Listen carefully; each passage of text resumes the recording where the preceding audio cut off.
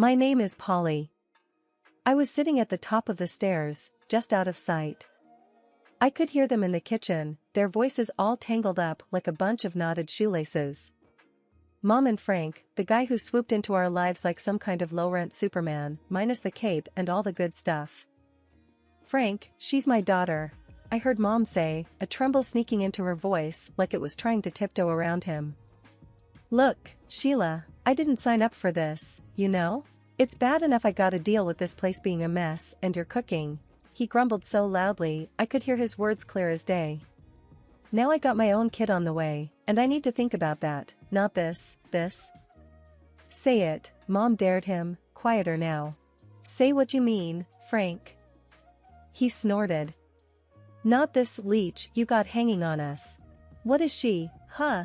Just a mouth to feed. Someone I got no bond with. She's just gotta go. Mom exhaled long and sorrowful, like the air itself was heavy with regret. But where would she go?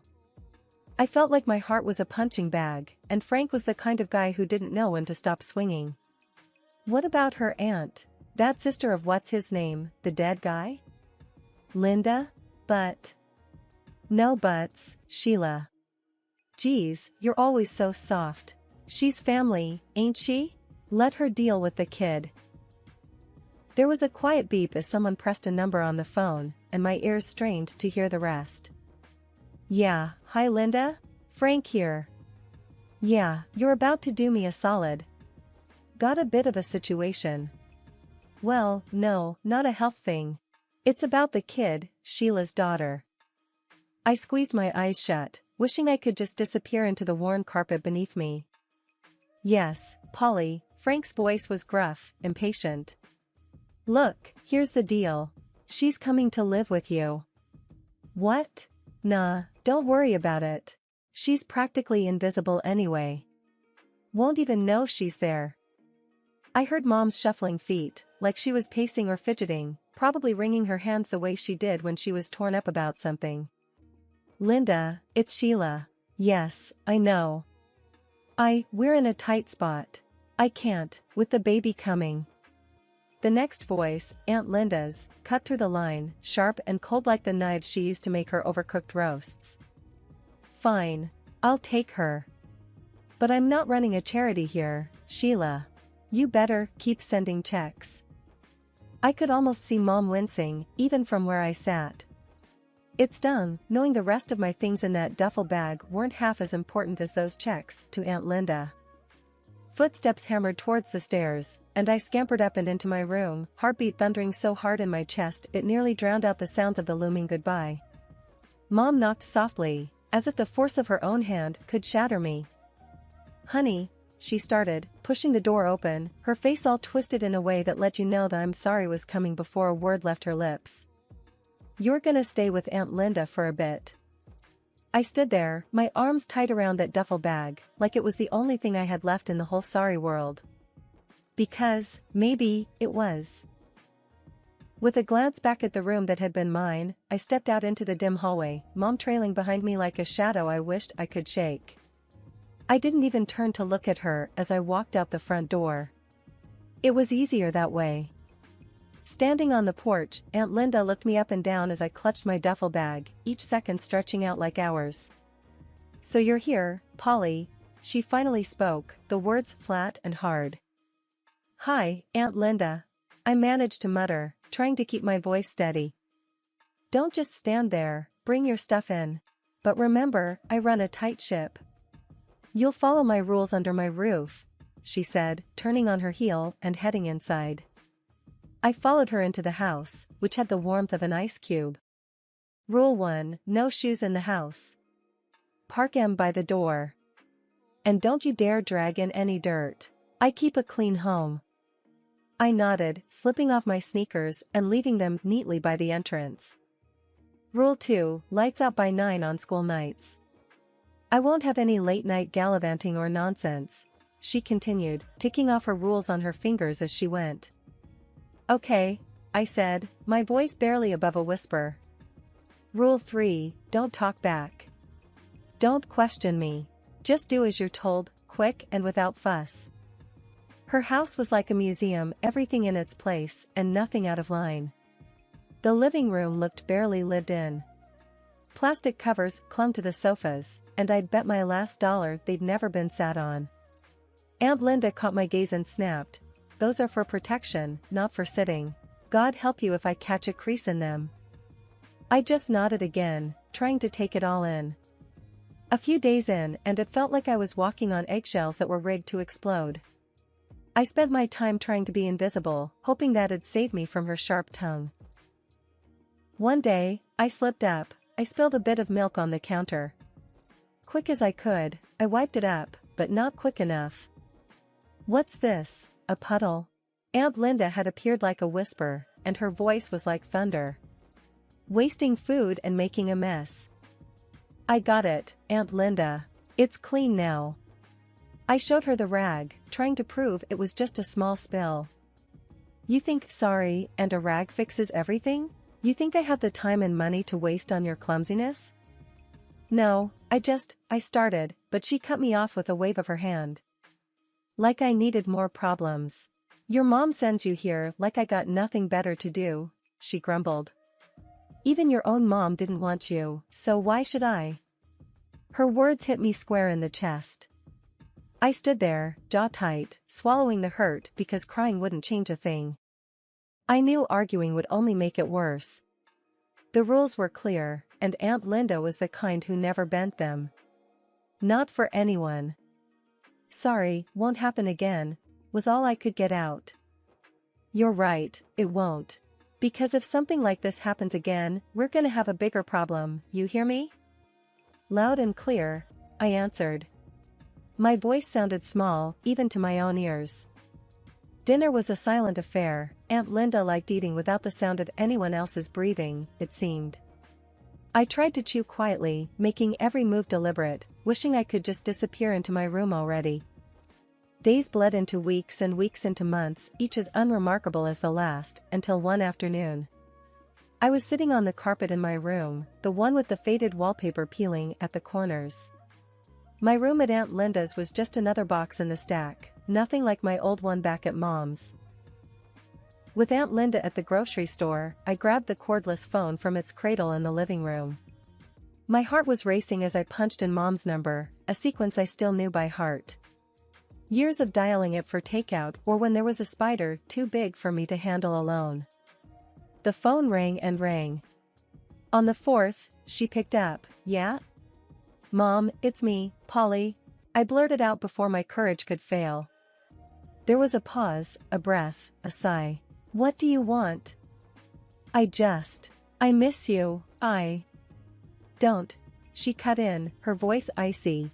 "Don't ever call here again." The line clicked dead. I stood there, phone in hand, her words a new weight in the pit of my stomach. It wasn't just the rejection that stung, it was the finality of it. "I hope that was important." Aunt Linda's voice came from behind me like a winter's draft. I turned, startled, the phone slipping slightly from my grasp. "I just wanted to talk to her," I said, my voice failing to hide the quiver. She snatched the phone from my hand, her eyes narrow slits. "You think these calls are free?" I'm sorry, I'll pay for it," I stammered, though I had no idea how. Aunt Linda snorted.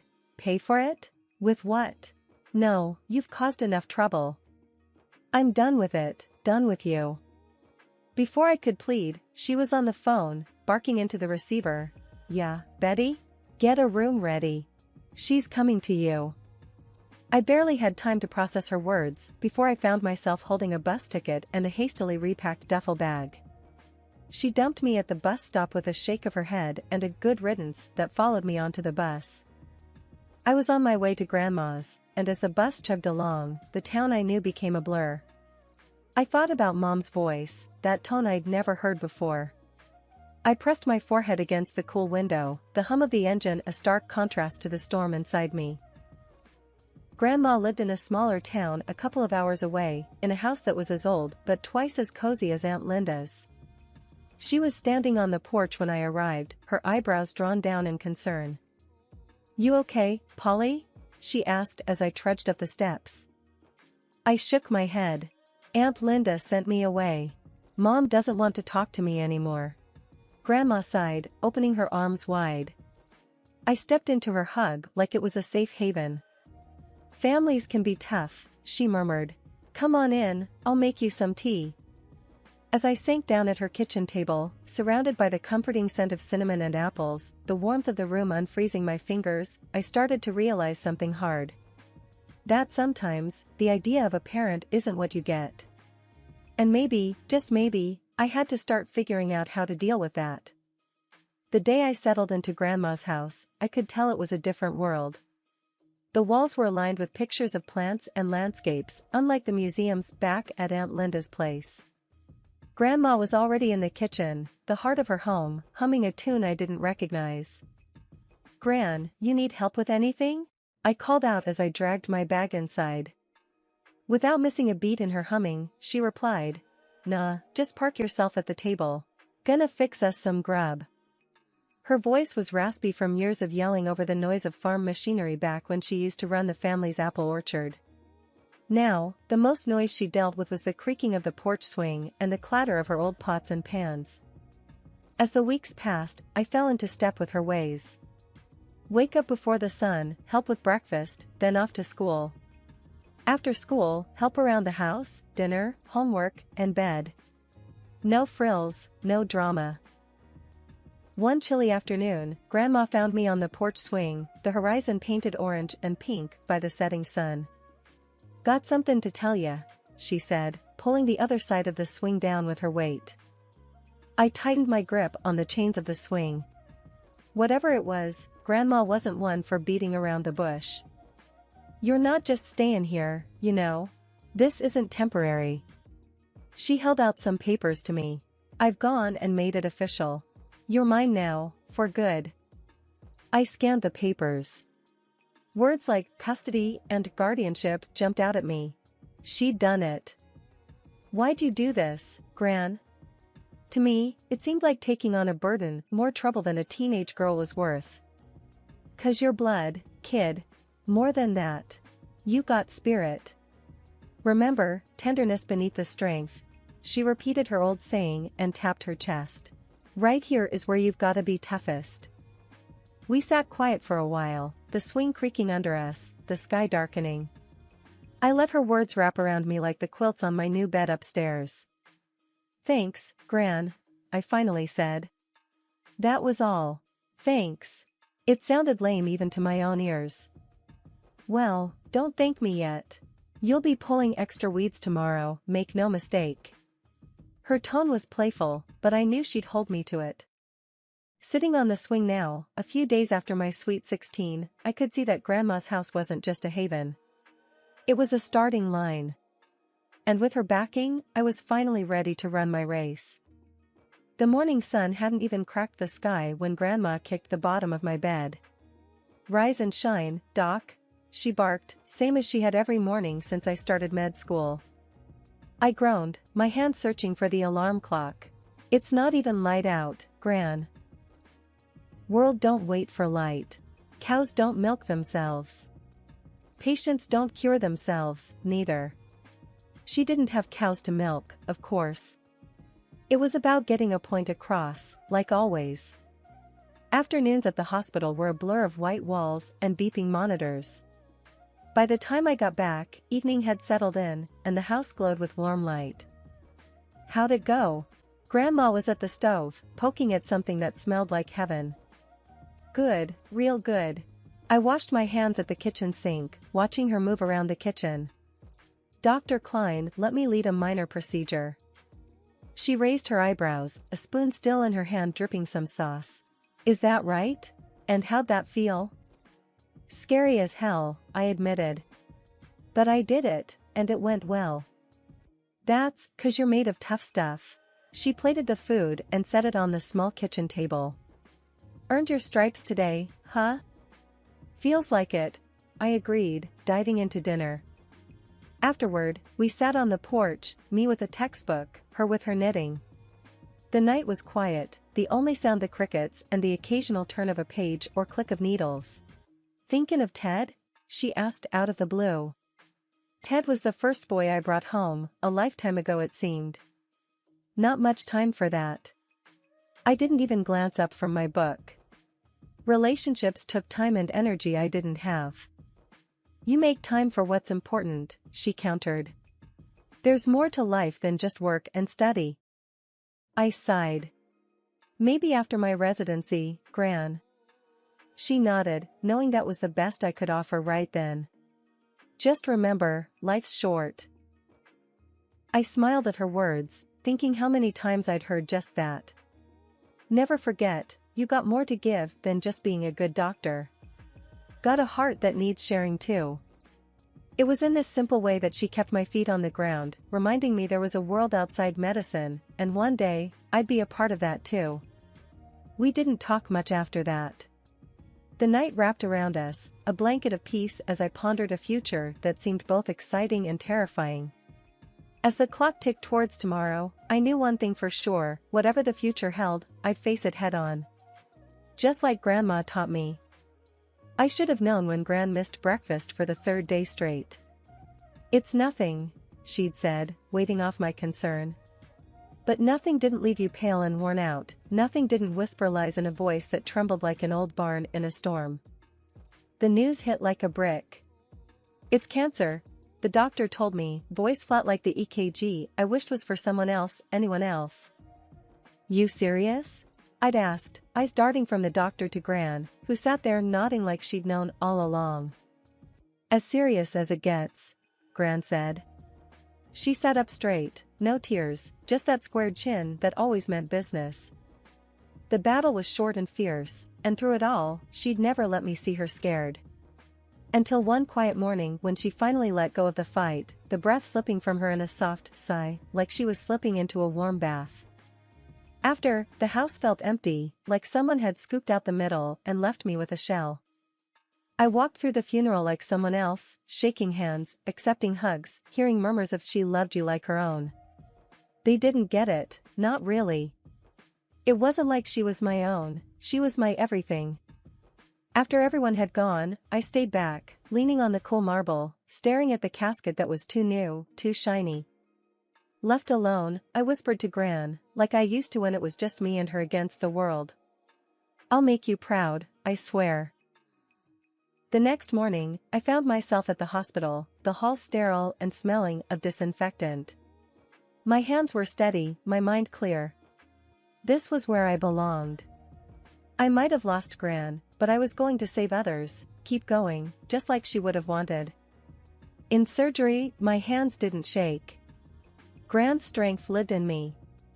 Each stitch was a promise, a testament to her legacy, a legacy of love. Love that didn't end with last breaths or in silent funeral halls. It was the love that pushed you forward when life kicked you in the teeth. The love that made you square your shoulders and face each day knowing you were never really alone. Mom always had a flair for drama, like she could smell money from miles away and come sprinting. The doorbell rang one lazy Sunday, pulling me away from medical journals and a cup of coffee. I opened the door and there they were, like some twisted version of a family reunion photo. Mom looked at me with those hawkish eyes, and before I could even get out a hello, she was in with the ask. You've got to share, it's only fair. Half is ours by rights, she said, her hand fluttering around like a bird trying to get out of a cage. Stepdad just leaned in the doorway, arms crossed, a muscle ticking in his jaw. He had that look, the one he got when he knew Mom had a great idea. Sarah hung back, not saying a word, just scrolling on her phone. I couldn't help it, a laugh just bubbled up. Oh, you? For what, exactly? Last time I checked, you kicked me out when I was 11. Mom's eyes narrowed to slits. We put a roof over your head, fed you, clothed you. That has to be worth something. Fed? Clothed? More like rations and hand-me-downs. I crossed my arms, mirroring Stepdad. I was not going to be bullied. But Gran, she said, the word almost a slur, she left you everything, and we're struggling here. Stepdad took a step forward. Listen, just give us what we deserve and we can all walk away from this peacefully. I shook my head, a mix of anger and disbelief churning in my gut. Gran didn't leave you a penny, 'cause she knew exactly what sort of people you are. Matter of fact, you remember that whole thing when I was a kid, about where I came from? Well, turns out Gran adopted me when I was a baby, so legally, I'm not even obligated to give you the time of day, let alone any inheritance. Mom went pale as a sheet, her mouth opening and closing like a fish. No. Sarah looked up then, her face confused. What's she saying, Mom? Stepdad's face transformed into a dark cloud. She's saying we're not getting a damn thing. That's right, I affirmed. You won't get anything from me. You'll regret this, Stepdad growled, a vein bulging in his neck. I stepped out, bracing myself against the frame of the door, the morning sun hot on my back. Is that a threat? I asked, my voice steelier than I felt. He squared his shoulders, but I wasn't 11 and scared anymore. It's a promise. Mom grabbed his arm, giving me a look that could curdle milk. Let's go, she hissed. I stepped back inside and closed the door, the click of the latch loud in the quiet house. Gran was gone, but she left me more than money. She left me the courage to stand up to them and the sense of worth they'd tried to take from me. Neighbors gave me the heads up with a quick call, that sort of just thought you should know ring that meant trouble. Your mom and her lot set up camp in your grandma's old house, they said, all concerned and a bit gossip-hungry. That house was mine and mine alone, Grandma made sure of that. The nerve of them, thinking they could just move in and not one soul would tell me. Guys, I said, knocking on the door louder than necessary, you can't just crash here. This isn't a motel. Mom yanked the door open, a fake smile plastered on her face. Polly, we're family, she exclaimed, leaning against the doorframe like she owned the place. Stepdad loomed behind her, his look less welcoming. We're not going anywhere. This is as much ours as it is yours, he stated with that smug smirk that made my blood heat up. I clenched my fists, feeling the weight of the keys in my pocket. The house is mine, legally. You have one day to get out, or I'm calling the cops. They laughed, the kind that grates on your nerves. Yeah, sure. Call the cops on your family. That'll look great, Stepdad jeered, his arms folded across his chest. I didn't want a scene, but they left me no choice. The next morning, they were still there, lounging around as if they owned the place. That's when I made the call. When the cops rolled up, I could almost taste the sour change in the air. I stood by, arms crossed, watching through the living room window. Ma'am, sir, you need to leave the premises. Now, one officer said firmly, his hand resting near his belt. But she's my daughter, Mom tried to plead, her voice shifting to desperation. And I'm her stepdad, added Stepdad, that tick in his jaw back like a storm warning. Doesn't matter. You don't own this house and the owner wants you out, the second cop chimed in, stepping forward. They'd finally stopped laughing. I could see the realization dawning on their faces, the reality that they couldn't bulldoze their way through life anymore. I didn't budge until their car was a speck in the distance and then turned to face the empty house. It felt like taking a deep breath after being underwater too long. It was quiet, the kind of peace that comes when a storm has passed and left clear skies in its wake. Stepping into the house, the air felt different, lighter. Grandma's voice didn't echo the way it did before, now it was in my own head, words that came like a bomb, soothing over years of scars. With each step, I started to reclaim the space. The kitchen, where Grandma taught me to bake, the living room, where she healed my teenage heartaches with ice cream and tough love, and her bedroom, where she'd say prayers that I'd find my way in a world that could be cruel and unforgiving. I made coffee, the aroma filling the space, binding me to this house, this moment. Sitting at the kitchen table, I raised my cup to the new day. Justice served, and served well.